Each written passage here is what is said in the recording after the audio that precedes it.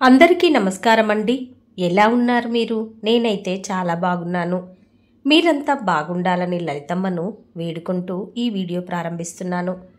కొత్తగా వీడియో చూసేవాళ్ళు వీడియో నచ్చితే లైక్ చేయండి, షేర్ చేయండి, ఛానల్ని తప్పకుండా సబ్స్క్రైబ్ చేసుకోండి. చైత్ర వసంత నవరాత్రులలో ఉన్నాము మనమంతా.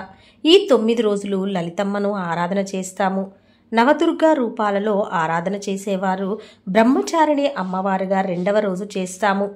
లలిత అమ్మవారిని 2వ రోజు ఎలా ఆరాధించాలి, ఏ నైవేద్యాలు పెట్టాలి, ఏ రంగు వస్త్రంతో మనము అమ్మను ఆరాధించాలి, ఏ మంత్రము జపించాలి, ఈ వివరాలన్నీ ఈ వీడియోలో షేర్ చేస్తున్నాను ఫ్రెండ్స్. తప్పకుండా వీడియోను స్కిప్ చేయకుండా చూడండి, అప్పుడే మీకు చక్కగా అర్థమవుతుంది. ప్రథమం శైలపుత్రీచ ద్వితీయం బ్రహ్మచారిణి. 2వ రోజు నవరాత్రులలో అమ్మ బ్రహ్మచారిణి రూపంలో ఉంటుంది. లేదు మేము లలిత అమ్మవారి రూపంలోనే కొలుస్తాము అంటే లలితా పరమేశ్వరి అమ్మవారిని మనము ఆరాధించవచ్చు. బ్రహ్మచారిణి అంటే బ్రహ్మ అంటే తపస్సు అని అర్థం, చారిణి అంటే చేసేది అని. సతీదేవి అగ్నిలో ఆహుతి అయ్యాక తను హిమవంతుని కుమార్తెగా జన్మించింది. బాల్యదశ ముగిసే సమయంలో పరమశివుణ్ణి పొందడానికి తపస్సు చేసే సమయము ఈ బ్రహ్మచారిణి రూపము. ఈ రూపంలో అమ్మ పరమేశ్వరుని పొందడానికి ఘోర తపస్సును ఆచరిస్తుంది.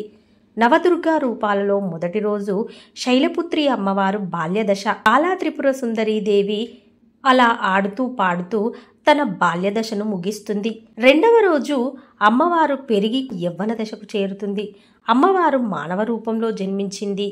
బాల్యదశలో ఆడుతూ పాడుతూ పెరిగింది. ఓ రోజు ఏం జరిగిందంటే నారద మహర్షి అమ్మవారి వద్దకు వచ్చి, అమ్మ, నీవు ఆవిర్భవించిన విశేషం ఏంటో మర్చిపోయావు. నీవు ఆ పరమశివుణ్ణి ప్రసన్నం చేసుకోవాలి తల్లి. పరమశివుణ్ణి ప్రసన్నం చేసుకోవడం అంత చిన్న విషయం కాదు. మీరు తప్పక తపస్సు చేయవలసి ఉంది తల్లి అని నారద మహర్షి అమ్మకు జ్ఞాపకం చేస్తాడట. అమ్మకు పుట్టినప్పటి నుండే శివయ్య అంటే చాలా భక్తి, ఇష్టము. ఇక నారద మహర్షి అమ్మ కర్తవ్యం జ్ఞాపకం చేయగానే శివయ్యను వివాహం చేసుకోవడానికి సంకల్పించి అమ్మ అరణ్యాలలోనికి ఘోర తపస్సు చేయడానికి వెళ్ళిపోయింది. అమ్మకు ఇదంతా తెలియక కాదు, యవ్వన దశకు చేరుకున్నాక అమ్మ తపస్సు చేయడం ప్రారంభించింది. ఈ దశలో అమ్మకు 2 చేతులలో, ఒక చేతిలో కమండలము, ఒక చేతిలో అక్షరమాల ఉంటుంది. మహారాజు హిమవంతుని కూతురు, భోగభాగ్యాలు, సుఖ సంతోషాలన్నింటినీ అనుభవించే అమ్మవారు అవన్నిటినీ త్యజించి అమ్మ తపస్సు చేయడం ప్రారంభించింది. ఇక అమ్మ బ్రహ్మచారిణి రూపము మనకు మానవ జన్మకు అన్వయించుకుంటే 5 సంవత్సరాలు కాగానే మనం మన పిల్లల్ని స్కూల్కి పంపిస్తాము. అలాగే అమ్మ జ్ఞాన సముపార్జనకు వెళ్ళింది తపస్సు చేయడానికి. మనం జ్ఞానం సంపాదించి ఆ జ్ఞానాన్ని మన జీవితంలో ఎదుగుదలకు, ఉద్యోగం సంపాదించడానికి, బ్రతకడానికి కావలసిన అర్హతలు సంపాదించడానికి మనము జ్ఞానాన్ని సంపాదించడానికి స్కూల్కి వెళ్తాము. అమ్మవారు తన జ్ఞాన సముపార్జనతో శివుణ్ణి పొందింది. కొన్ని వేల సంవత్సరాలు తపస్సు చేసింది అమ్మ. ఆ శివుణ్ణి ప్రసన్నం చేసుకోవాలంటే అది అమ్మవారికే సాధ్యం, ఎవరి వల్ల అయ్యే పని కాదండి. అమ్మ తపస్సు ఆరంభించిన ప్రారంభంలో సాత్విక ఆహారం భుజించేవారు. అలా కొన్ని సంవత్సరాల తర్వాత పళ్ళు ఫలాలు భుజించి తపస్సు చేశారు. పార్వతీదేవి తల్లి భోజనం పంపించేదట. బిడ్డ ఘోర తపస్సు చేస్తుంది, నా బిడ్డ ఆరోగ్యం ఏమవుతుందో అని బాధపడేవారట.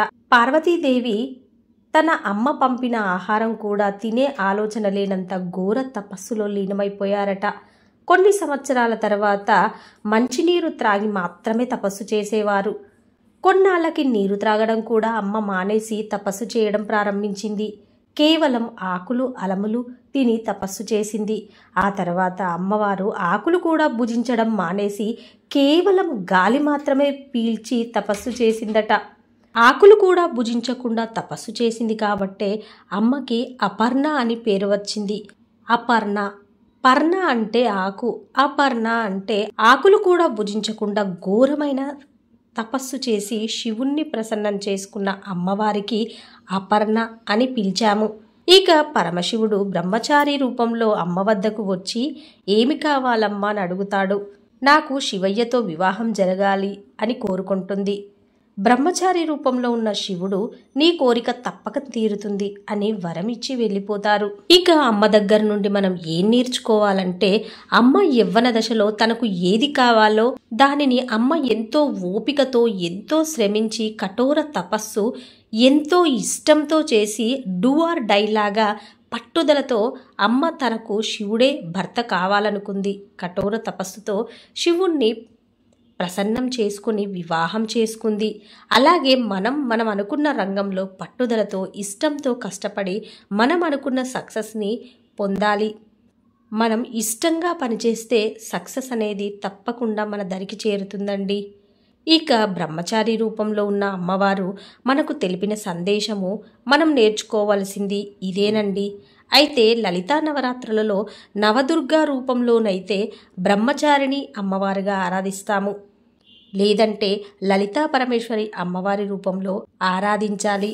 అమ్మవారికి ఈ 9 రోజులు నైవేద్యాలు రకరకాలు చేయలేమండి అనుకుంటే ప్రతిరోజు అమ్మకు వడపప్పు పానకం పెడితే సరిపోతుందండి. అమ్మకు వడపప్పు పానకం అంటే చాలా ఇష్టం. ఇక 2వ రోజు అమ్మవారికి మనకు ఓపిక ఉంటే గారెలు పులిహోర పెట్టవచ్చండి. 2వ రోజు అమ్మవారిని ఏ అలంకారంతో పూజించాలి, ఈరోజు పూజ చేయడానికి ఏ రంగు వస్త్రాలను ధరించాలి అనేది తెలుసుకుందాము. 2వ రోజు మాతా బ్రహ్మచారిణి అవతారం. మాతా బ్రహ్మచారిణి దుర్గాదేవి యొక్క సన్యాసి రూపం. ఈ రూపం తపస్సు, భక్తి మరియు జ్ఞానాన్ని సూచిస్తుంది. ఈ రోజున అమ్మవారికి పూలు, పండ్లు అలాగే తీపికరమైన పదార్థాన్ని సమర్పించవచ్చు.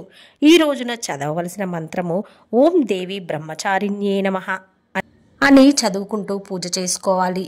ఈ రోజున ధరించవలసిన రంగు తెలుపు రంగు. తెలుపు రంగు శాంతి మరియు స్వచ్ఛతను సూచిస్తుంది కాబట్టి ప్రశాంతత మరియు సరళతను ప్రోత్సహిస్తుంది. కాబట్టి ఈ రోజున అమ్మవారిని తెలుపు రంగు పూలతో పూజ చేసుకుంటే చాలా మంచిది. అలాగే తెల్లని పదార్థాలైన పాలు నైవేద్యంగా పెడితే మరీ మంచిది. ఓం శ్రీ బ్రహ్మచారిణియే నమః అని కానీ, లేదంటే ఓం శ్రీ లలితా పరమేశ్వరి దేవ్యై నమో నమః అని కానీ, లేదంటే ఓం శ్రీ మాత్రే నమః అని కానీ అమ్మను ధ్యానం చేస్తూ పంచోపచార పూజ కానీ షోడశోపచార పూజ కానీ అమ్మకు చేసుకోవచ్చు. పంచోపచార పూజ అనగా పుష్పం, గంధం, దీపం, ధూపం, నైవేద్యం ఇలా చాలా తేలికగా అమ్మకు పూజ చేయవచ్చు. ఇవన్నీ మేము చేయలేమండి అనుకుంటే ఈ 9 రోజులు అమ్మను ఓం శ్రీ మాత్రే నమః అని ధ్యానం చేసుకున్నా చాలండి. అమ్మను మనసులో తలుచుకోవడం మరవకుండా ఉంటే చాలు. మనం మన నిత్యకృత్యాలు, ఇంటి పని, వంట పని, ఉద్యోగము, వృత్తి ధర్మాలు పాటిస్తూ కూడా అమ్మను ధ్యానం చేసుకోవచ్చు. ఇలా వసంత నవరాత్రులలో అమ్మకు 2వ రోజు పూజ పూర్తి చేసుకున్నాను. అమ్మకు పూజ చేయకపోయినా అమ్మ ధ్యానం మరవద్దండి. అమ్మను మనం మరవనంతసేపు అమ్మ మనల్ని వదిలి ఎక్కడికి వెళ్ళదు. ఓం శ్రీ మాత్రే నమః. వసంత నవరాత్రులలో 3వ రోజు నెక్స్ట్ వీడియోతో కలుద్దామండి. వీడియో నచ్చితే లైక్ చేయండి, షేర్ చేయండి, ఛానల్ని తప్పకుండా సబ్స్క్రైబ్ చేసుకోండి. అలాగే బెల్ బటన్ మర్చిపోకుండా యాక్టివేట్ చేసుకోండి ఫ్రెండ్స్. అప్పుడే నేను చేసే ప్రతి లేటెస్ట్ వీడియో మీ మొబైల్కి నోటిఫికేషన్ రూపంలో చేరుతుంది. ఉంటానండి. Thank you for watching.